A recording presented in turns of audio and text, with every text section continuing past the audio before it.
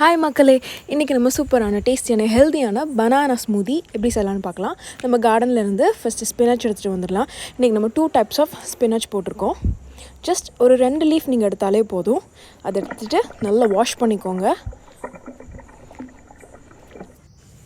ஒரு piece of orange எடுத்துக்கோங்க.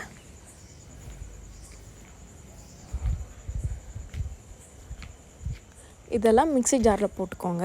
அதுக்கப்புறமா நம்ம ஸ்லைஸ் பண்ணி வச்சுருந்த ஒரு பனானாவை க்ரீன் பனானாவை கட் பண்ணி போட்டிருக்கேன். அப்புறம் ஆப்பிள் ஒரு பீஸ் எடுத்துக்கோங்க.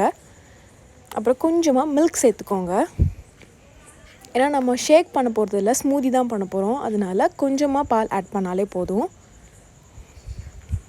உங்களுக்கு டேஸ்ட்டுக்கு தகுந்த மாதிரி சுகரோ இல்லைனா ஹனியோ ஆட் பண்ணிக்கலாம்.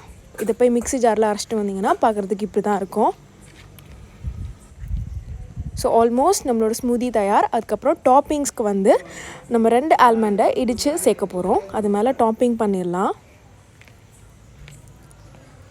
ஸோ அது மேலே அப்படியே டாப்பிங்ஸ் போட்டுருங்க.